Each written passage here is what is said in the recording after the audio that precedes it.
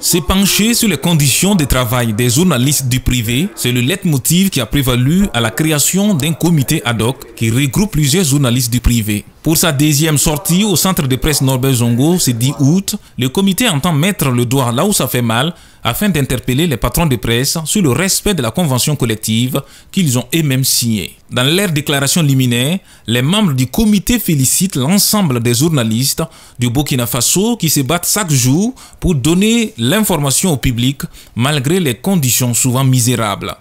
Une détermination qui a permis au Burkina Faso d'être classé au 37e rang mondial en matière de la liberté de la presse. La non-application de la convention collective, l'absence de contrat de travail, l'absence de plan de carrière, l'absence de déclaration à la CNSS ou de déclarations non alimentées, manque de couverture sanitaire, voici bien des injustices auxquelles les journalistes du privé sont confrontés chaque jour dans l'exercice de leurs fonctions. Pour Amidou Traoré, l'un des membres du comité, les conditions de création de certains médias y sont pour quelque chose. Les médias se créent pêle-mêle, il y a un certain nombre de lectures qu'il faut donner à ça. Bon, souvent, c'est la frustration ou la déception de certains journalistes qui travaillent dans certains organes qui les poussent souvent, je pense, à mon avis, qui les poussent à les créer. Et malheureusement, eux aussi, ils reviennent dans la même, reprendre les mêmes difficultés. Ils viennent amplifier les difficultés qui se trouvaient déjà, dans le milieu. Mais bon, il y en a aussi, surtout qui ont appris que si tu es patron de presse, chaque année, l'État il y a de l'argent que l'État partage au patron de presse. Donc, c'est la motivation première de beaucoup de ceux qui vont créer, ces organes. Et malheureusement, c'est la porte ouverte à la fraude. Beaucoup fraudent pour avoir, ces subventions-là. L'objectif général poursuivi, l'amélioration des conditions de vie et de travail des journalistes du privé et l'assainissement du milieu.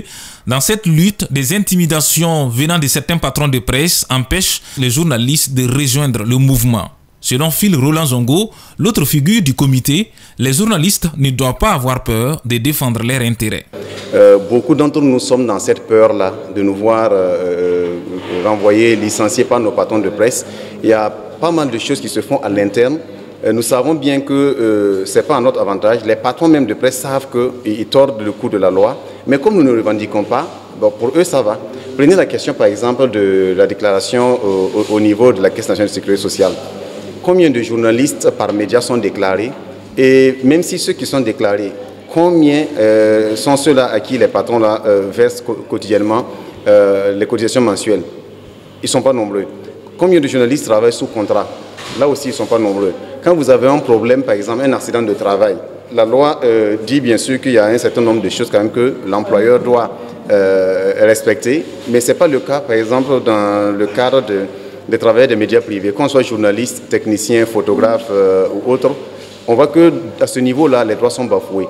Au rang des soutiens, se compte le SYNATIC, le syndicat national des travailleurs de l'information et de la culture, à travers son secrétaire général adjoint. Abouakar Sanfou dénonce les conditions misérables que vivent les journalistes du privé. Les confrères dans le privé sont vraiment dans un état grave de misérabilisation par les patrons.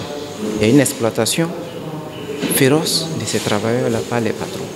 Donc en plus du fait qu'ils n'ont pas les conditions matérielles, il y a aussi le fait que le salaire ne suit pas, la rémunération ne suit pas. Au niveau de l'AJB, du SYNATIC, du centre de presse Norbert Zongo, nos dévanciers se sont battus pour qu'il y ait une convention collective pour les journalistes et techniciens des médias.